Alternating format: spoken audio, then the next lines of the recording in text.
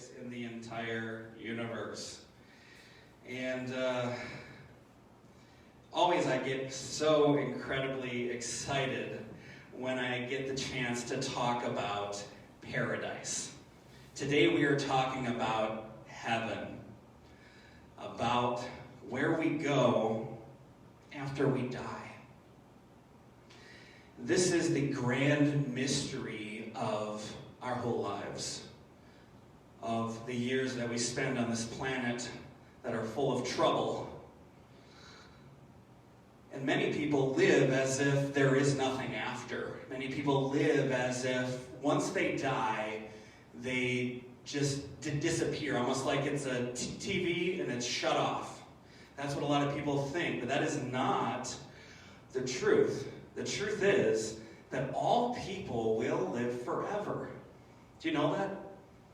And I mean non-Christians will live forever.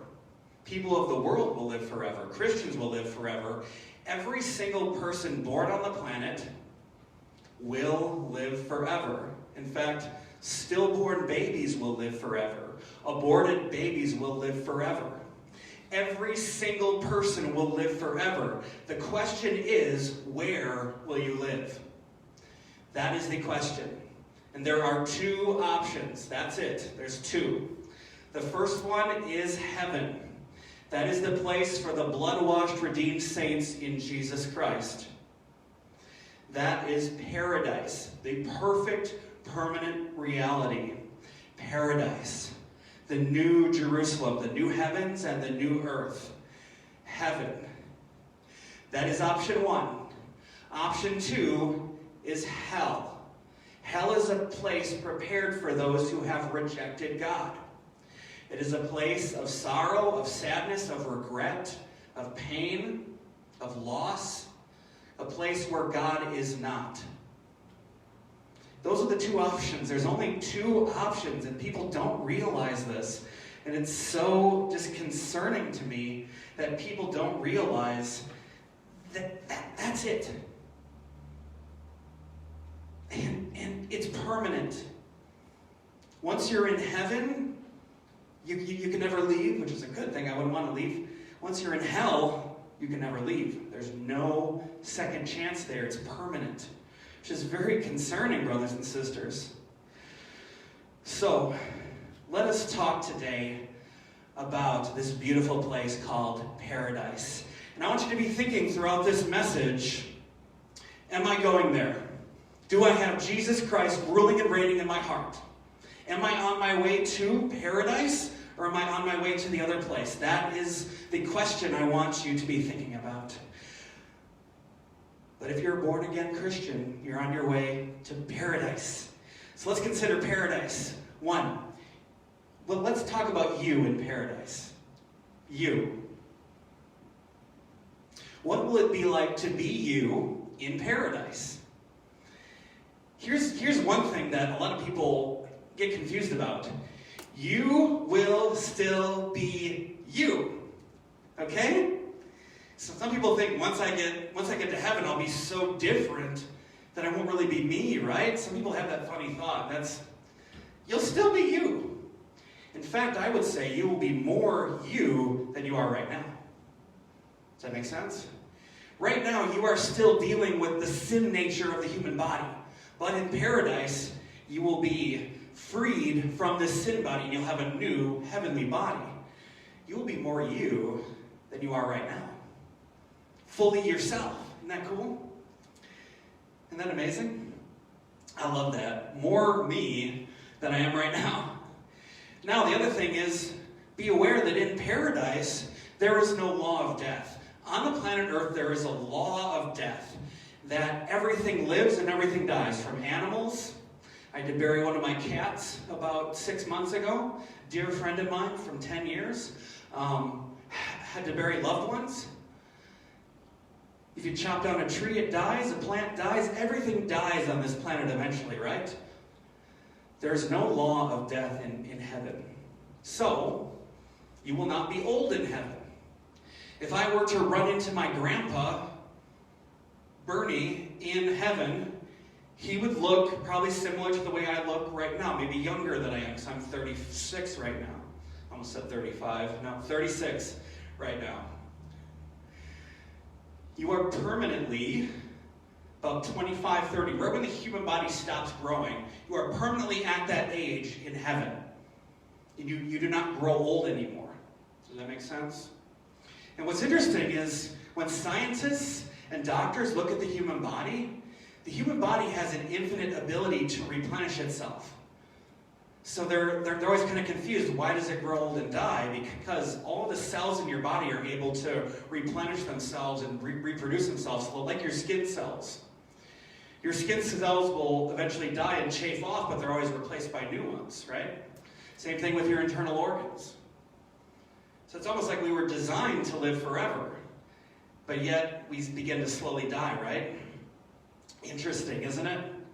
So in paradise, you will still be you, and you will be permanently at a healthy young age. And your body will continuously regenerate itself. There will be no more law of death in heaven, okay? So, in heaven, I won't grow old, animals won't grow old. In fact, I've even read from near-death experiences that people who have claimed to visit heaven, they say if they pull a flower up and look at it and smell at it, when they put it back down, it reattaches to the ground.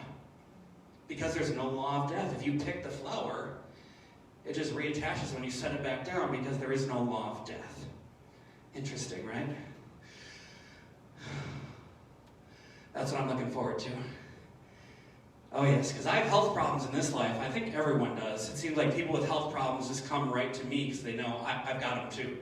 You know, they say, oh, I got health problems, I'll go see Lieutenant Justin because he's got them too. And yes, I do. And I think we all do here, in fact. So I'm looking forward to jumping with joy. And I will tell you that through this presentation, through this sermon, I tried to find pictures to kind of accentuate the joys of heaven. They're all going to fall short, okay? But I really did look hard. But there's no way to describe paradise in a way that, you know, is going to make sense. But joy, jumping for joy. Next, let's talk about the beauty of heaven. The beauty of heaven. What is heaven like? We're there. I'm still me. You're still you, okay? We're there. We're looking around. We're walking in heaven. What does it look like? What does it look like? Now, unfortunately, in artistic drawings, people will have us playing harps, floating in clouds, standing on a cloud. That is not biblical, though. That's not what it's actually like. We're not floating on clouds. We're not playing harps necessarily unless we want to. I suppose, I'm sure there's an instrument area we can grab an instrument, you know, if we want to. But the beauty of heaven is that our senses are enraptured by the beauty of heaven. We're just overwhelmed by the incredible beauty. The color, people who have seen NDEs, who have claimed to have seen heaven, I'm not endorsing all those, but I'm just saying that some of those things do seem biblical. Like they say there's colors that you can't see on earth that you'll see in heaven that the human eye can't see, but when you have those enhanced senses of heaven, you're able to see colors and realities that you couldn't see before. It's very interesting. Beauty. The way that Revelation 21 and 22 talks about heaven is very physical, actually. You're walking on streets of gold. There's grass, there's trees, there's fruit trees, there's parks and beautiful areas to visit. It's a physical reality. But it's beautiful beyond this world. Think of the most beautiful place you've ever been to. I've been to Yellowstone Park, so beautiful there.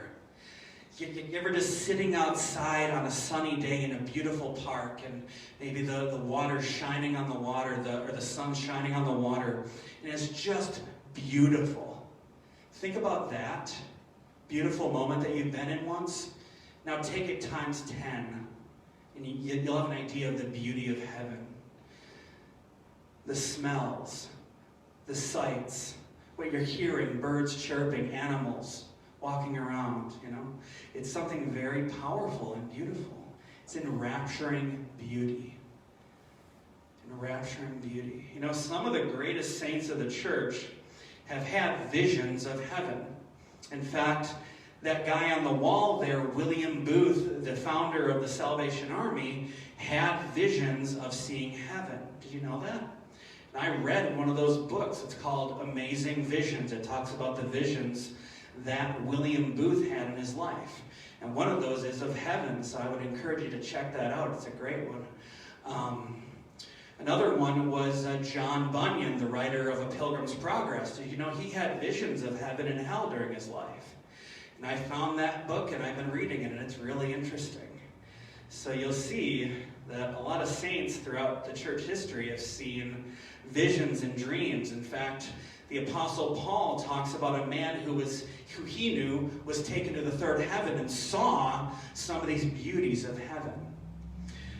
The beauty of heaven is incredible. And it's permanent. It's unchanging. So once again, there's a picture that does not do it justice at all. But just beauty. Think about beauty. What does it mean? Incredible, right? Beyond comprehension. How good it is. Hallelujah. Thank you, Jesus. What about the societal structure of heaven? What is heaven like as far as a society? Because there will be millions and millions of people in heaven. Tons and tons and tons of people. We're not there by ourselves, right? As much as we might think, I don't want to have to deal with other human beings anymore. But here's the thing. In heaven, everyone is good. Only the blood-washed saints who've been made right in Christ are there. No bad or evil person is going to be coming in that can mess it up. That's why God has to have a gate with an entryway. Because he's not going to let sin into heaven. And we wouldn't want him to. We wouldn't want God to let sin in heaven. Because guess what? They would do to heaven what they've done to the earth. It would become a nightmare. That's why God doesn't let them in. He sends them to hell. He can't let them mess up paradise. We wouldn't want them to, would we? No. So, what is society like in heaven? It is one perfect ruler. Trump. No, just kidding. Not Trump. not Joe Biden. No earthly leaders. No Trump, no Biden, no Obama, no Clinton. No, I'm not saying if they're bad or good. I'm not getting into that. The one perfect ruler is our King, Jesus Christ. The perfect ruler of heaven. He is our leader. That means every choice he makes will be right. Wisdom, brilliance, society. And in heaven, we'll have fellowship with one another. We will spend time together, have conversations, feast together. I imagine I'll visit your mansion sometime. Come on over and we'll sit together with a bunch of others, around a table. Maybe 20 of us, maybe 50 of us, and we'll feast together and talk about all the joys of heaven and how happy we are and how blessed we are to be here. I imagine there will be group worship where we'll gather together probably by the thousands and the hundreds of thousands and the millions in these worship chambers and worship God who we will see right now. When we worship God, during the worship time, do we see God? No. We're in this chapel, we don't physically see God. We sense God, we feel his presence, we worship him, but there's still a barrier in this life, right? But in heaven, you will be looking and seeing God as you worship him. You will be amazed. You will be amazed by what you see. I can only imagine what it would be like to see God. But in Revelation it says they will see God's face. That's scandalous because in Exodus and stuff it says no man can see me and live. But in paradise it says they will see my face. Isn't that wonderful? Incredible love. The society will be perfect, a perfect civilization. What it was always meant to be. In the Garden of Eden, on the earth was a perfect society where people created and made artwork and created songs and created beautiful buildings and beautiful structures. And it was made to be perfect, and it will be again. In the new heavens and new earth, it will be perfect again. A perfect society. A perfect society where we worship the living God, He who is on the throne. Some of the mysteries of God in His throne room are in this picture here. You see the four living creatures and the menorah and the elders on their thrones sitting around the throne of God, who's in unapproachable light. It's just incredible. And to imagine what it would be like to see that face to face. What would that be like? What would that be like to see God face to face, to see the throne room, to see the elders, to see the inapproachable light? Oh, I do not know, but I'm looking forward to it, to walking the streets of that city and looking toward the throne from miles away and seeing God in His shifting glories and infinite realities. And oh my goodness, what must that be like? Wow. Beyond anything of this life, that's for sure. Beyond anything. Beyond anything. And here's a quote from William Booth's books, his Amazing Visions book. William Booth wrote this. He said, I am constrained to say, this is him seeing heaven. He said, I am constrained to say no human eye ever beheld such beauty, no earthly ear ever heard such music. No human heart ever experienced such ecstasy as it was my privilege to see and hear and feel during the first hours I spent in the celestial country. Above me was the loveliest of blue skies. Around me was an atmosphere so balmy that it made my whole physical frame vibrate with pleasure. By the bank of roses on which I found myself sitting, there flowed the clearest and purest of rivers, which seemed to dance with delight to the murmurs of its own waters. Wow. As the river goes by, it's like dancing. The trees that grew in its banks were covered with the greenest foliage, almost like glowing green, laden with the most delicious fruit. So there's fruit just growing everywhere.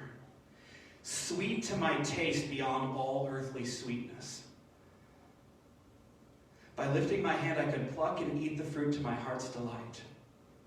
In every direction, above and around, the air was not only laden with the richest of odors, yielded by the loveliest of flowers, but also rendered vocal with sweetest sounds and filled with fairest forms. Floating about me were beautiful beings I felt by instinct were angels. So floating around him are these angels. Archangels, seraphim, cherub, and cherubim, together with the blood-washed and perfected saints who had come from the world below. Sometimes far away, sometimes drawing nearer, the blue sky appeared at times to be full of white-winged, happy, worshiping, joyous beings, while the whole country, apparently of limitless extent, seemed to be filled with a blissful ecstasy that could only be realized by being experienced. So he's looking in the sky and he's seeing it just filled with angels flying about, singing. Oh, that sounds good, doesn't it? Balmy, beautiful, warm, clear. And this is what it says in the book of Revelation 21, 11 through 14. Revelation 21, 11 through 14. It's talking about the city of God. It says, it shone with the glory of God, and its brilliance was like that of a very precious jewel, like a jasper, clear as crystal. It had a great high wall with 12 gates, and with 12 angels at the gates. On the gates were written the names of the 12 tribes of Israel. Interesting. There were three gates on the east, 3 on the north, and 3 on the south, and 3 on the west. The walls of the city had 12 foundations, and on them were the names of the 12 apostles of the Lamb. Incredible. Amazing. So, the society of heaven. I often wonder how many people will be there in heaven. If we went from Adam and Eve all the way to 2022 right now, out of all those people, how many would be in heaven? I just wonder. Right now on the earth, there are 1.3 billion Catholics and about 700, maybe 800 million Protestants. So now there's no way that all those people are really saved. I'm sorry, it's probably more like half that amount. But still, that's a lot of people. That's like 1 billion people, even if it's only half of those professing. So how many would be in heaven? Millions upon millions, maybe 1 billion, maybe 2 billion, maybe 3 billion people? A lot of people. And to put that into perspective, across the entire United States, there's about 350, maybe 400 million people. So, many, many times the size of our country as far as people. Hallelujah. It will be the perfect system. No violence, no death, no crime, no poverty. Why? Because everyone in the city will be pure. And here's another thing to understand about yourself right now. Right now you are tempted to sin from time to time, right? Something will come along that tempts you to sin. That will not happen in paradise. You will not have a fallen nature that is prone to want to sin. You will have a new nature, a new body, that glorified body that does not want to sin. And that leads into our next point, complete purity. No more sin of any kind. All is perfect, holy, good, all is right. Revelation 21:27 says this, "Nothing impure will ever enter it," the city, "nor will anyone who does what is shameful or deceitful, but only those whose names are written in the Lamb's book of life." That is the big deal right there. Is your name written in the Lamb's book of life? That is a real book, okay? I can go to heaven and say, "Can I see the Lamb's book of life?" And they would bring out a book and I would be able to open it and say, "Okay, there's my name." But on Judgment Day, after I die, I will come before God's throne room. And God will turn to the angel and he'll say, "Is Justin's name written in the book of life?" And I'll be holding my breath. I'll be holding my breath. And then the angel will say, hopefully, "Yes, his name is written in the Lamb's book of life." There it is, Justin S. Steckbauer. Boom. He's in. All right, come on in. You're good. You know? So you will face that day. And from what I understand, as your pastor, I will also be there, apparently. I'll have a seat on the side, and I'll be saying, "Oh, boy." I'm sure I'll be perfectly confident, right? Yes. Yes. They're going in, right? Now, if I had taught you false doctrine, or if I had not taught you faithfully the Bible, and you went to hell because of it, I would also be guilty. That's what the Bible says, not many should become teachers, because you'll be judged more strictly. I will be judged based on what I taught you as well. If I fail to teach you the Bible, I'm in trouble. So, very interesting, isn't it? Anyway, Revelation 21:4 says that the time of sorrow will be over. The time of sorrow is right now. This is a hard time. The time when it's tough. But it says in Revelation 21:4, "He will wipe every tear from their eyes. There will be no more death, no mourning or crying or pain, for the old order of things has passed away." The old way. That's why it's called the new heavens and new earth. The old way has passed away. The curse will be over. We're under the curse right now. The curse of death, the curse of the fall. Right now. But that will be over in paradise. It says in Revelation 22, verses 3 through 5, "No longer will there be any curse. The throne of God and of the Lamb will be in the city, and his servants will serve him. They will see his face, and his name will be on their foreheads. They will be no more night. They will not need the light of a lamp or the light of the sun, for the Lord God will give them light. Apparently in this new heavens and new earth, there's no sun, and no need for a solar body to heat the earth like we got right now. It's shining down right now on us, actually. There will be no more need for the sun, because God himself will give light to the city, and they will reign forever and ever. Everything will be perfect. Everything will be holy. Everything will be pure and good. This is the whole goal of salvation in Christ, to wash away the penalty of our sin, and through the process of sanctification, to be made fit for heaven, to be made fit and ready for heaven, where there'll be no more crime, no more lying, no more resentment or anger or tiredness or mental health issues or suicidal thoughts or sexual immorality. All that is done for.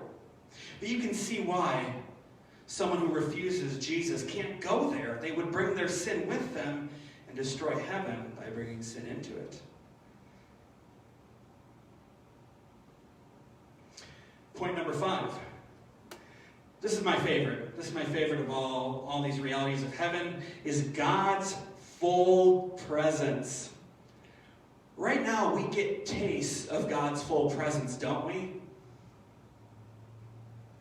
When Diane feels it and she's in tears, she feels God's presence. When we feel it when we're worshiping God, or during the sermon when something hits us a certain way, we feel God's presence in that moment.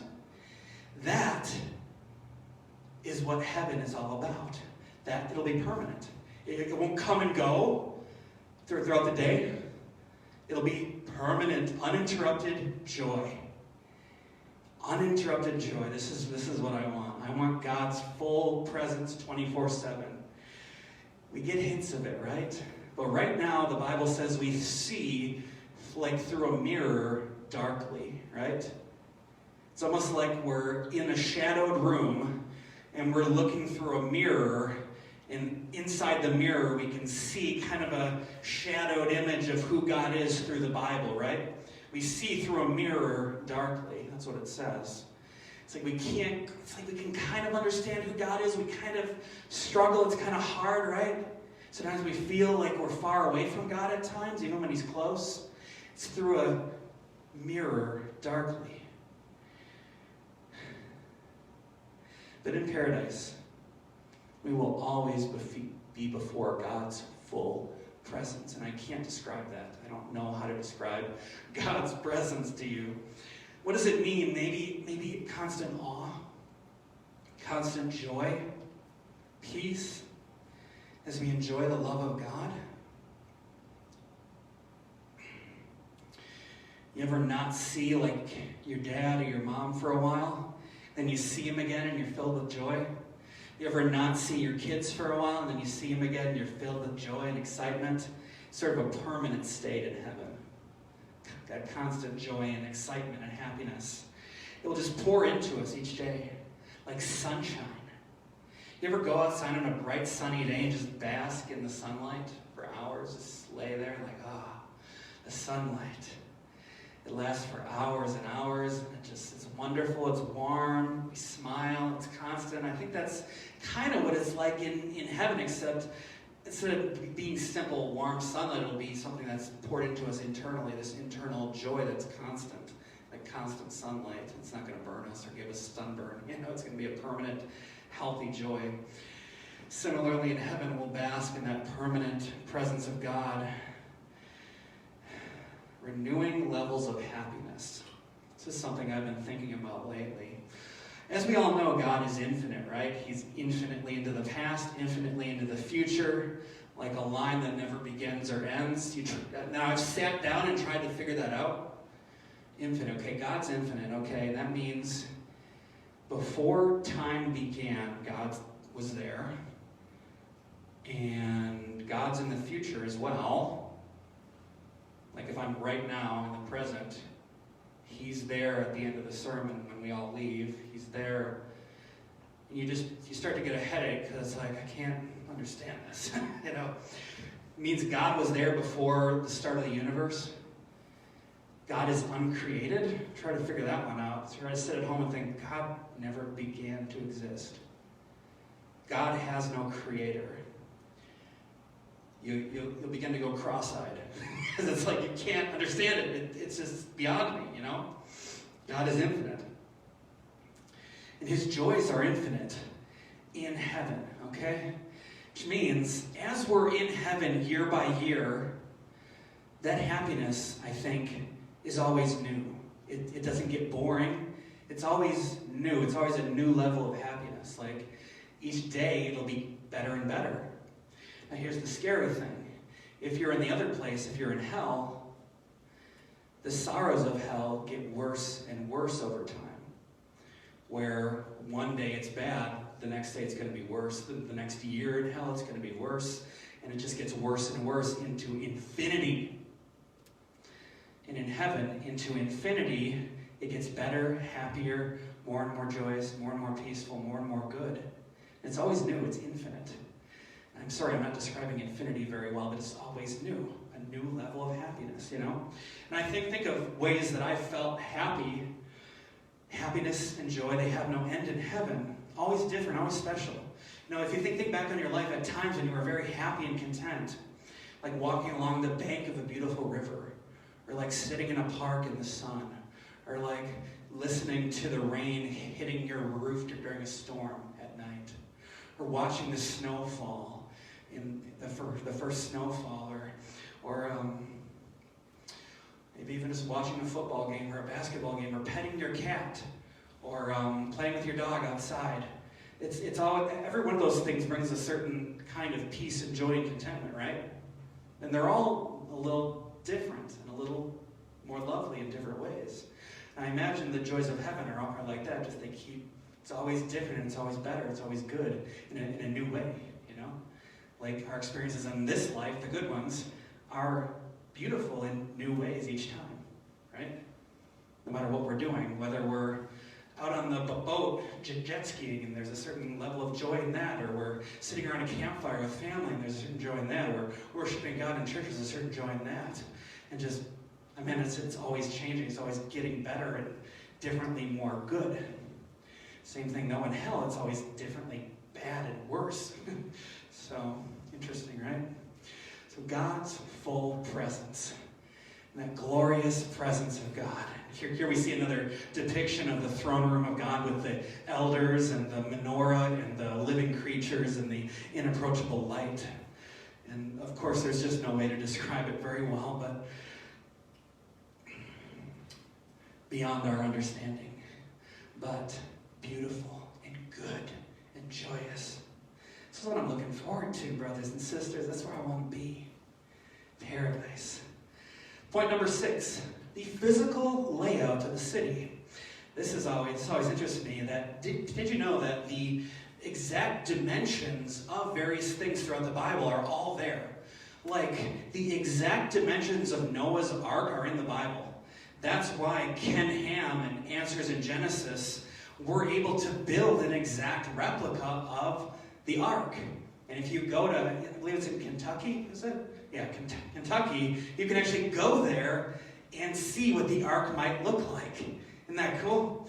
Isn't that amazing? So also, the tabernacle, where the Holy of Holies, where God would be present, the exact dimensions of Solomon's temple are in the Bible. So you could theoretically recreate it and see what it looked like. The same thing for the city of God, the New Jerusalem, is in the Bible. The exact dimensions are in the Bible. Now, it would be harder to build this because it's 1,500 miles long and 1,500 miles wide and 1,500 miles tall. Now, you'd have a hard time building an exact replica to scale of that, right? Because that's about the size of half the United States. So that would be a big city.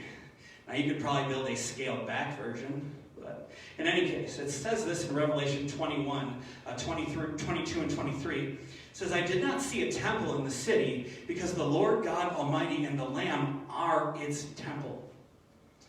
The city does not need the sun or the moon to shine on it, for the glory of God gives it light, and the Lamb is its lamp. The city itself is the temple of God. And the city dimensions indicate that. But we'll get there in a second. But in general, what is the layout of the city? There are various foundations and structures and gates and so on, but let's speculate about what it's like.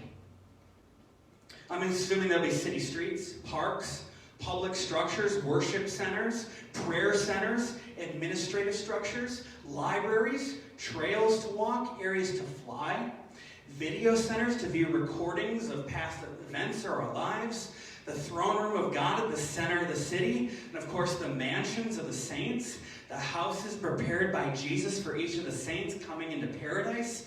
I'm sure we'll gather at people's houses and have meals and fellowship times, praise times, music, entertainment, and Jesus, I'm sure, will join us himself at these events at people's mansions. Revelation 22, 1 through 2 says, "Then the angel showed me the river of the water of life, as clear as crystal, flowing from the throne of God and of the Lamb down the middle of the great street of the city." So you have the throne of God. From it is flowing a waterfall of the perfect water of life. And that proceeds down this river, down the main street of the city. The main street of the city is this river. And that river leads to the tree of life that is seated right there in the river. And it flows. It's symbolic, isn't it? You got salvation, the water of life flowing through the throne of God and of the Lamb, Jesus, flowing down the middle of the city to the tree of life. Because Jesus is that river that leads from the throne of God to the tree of life. We eat from the tree of life. We live forever. Make sense? It's symbolic, but it's also real. I believe it's literal, that I will be able to walk that street and see the river.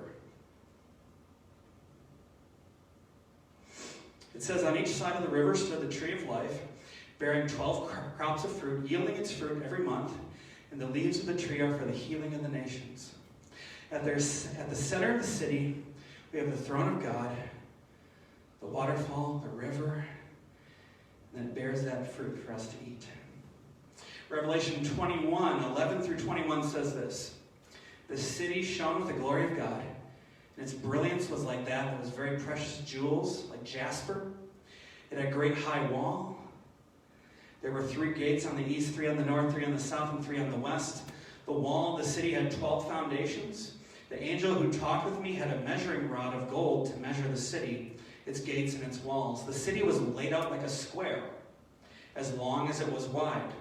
He measured the city with the rod and found it to be 12,000 stadia in length. That translates to about 1,500 miles by 1,500 miles. And as wide and as high as it is long. The angel measured the wall using human measurement, and it was 144 cubits thick.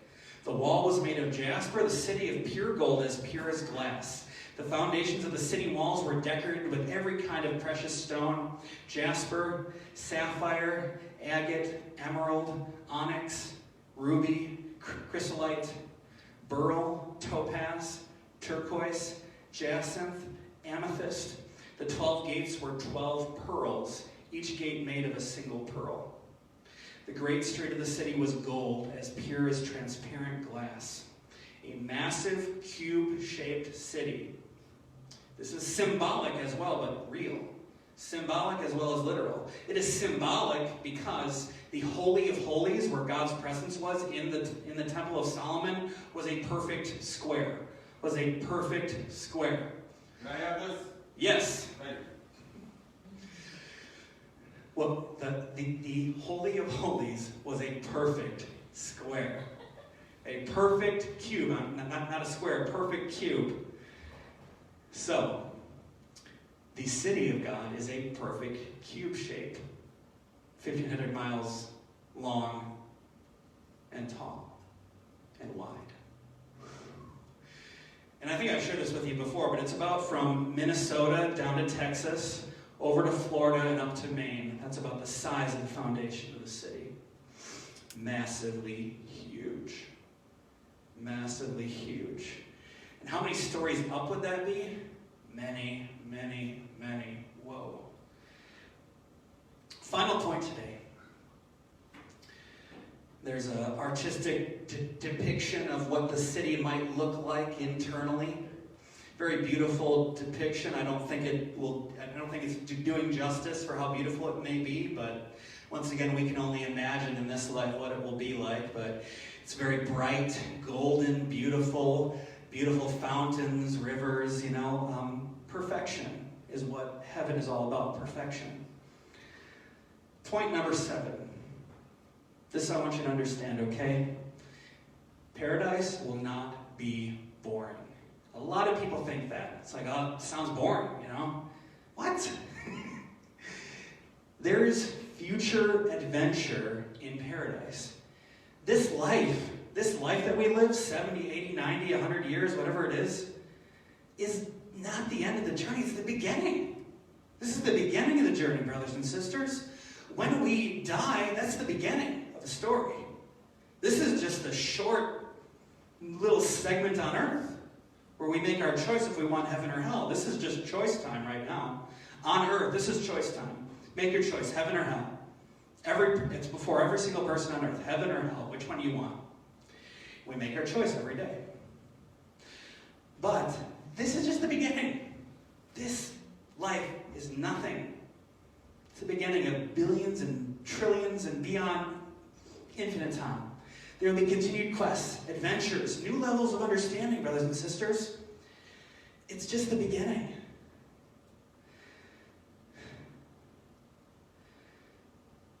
It's the beginning.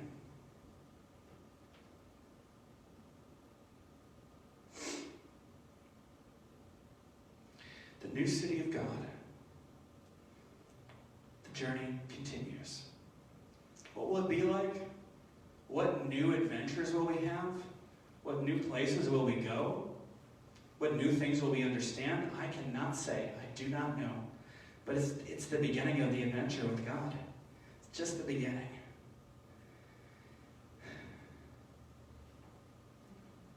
So as we conclude today, I want to invite you right now to talk to God about heaven and hell. Talk to him about heaven. Talk to him about hell. Talk to him about what heaven will be like. Talk to him about, am I saved right now? Do I have Jesus Christ? I want you to ask God right now, am I saved, Lord, in Jesus' name? And then I want you to ask him about heaven. You can come and pray at the altars here. You can pray at your seat, however you want to do it. But seek God right now, okay?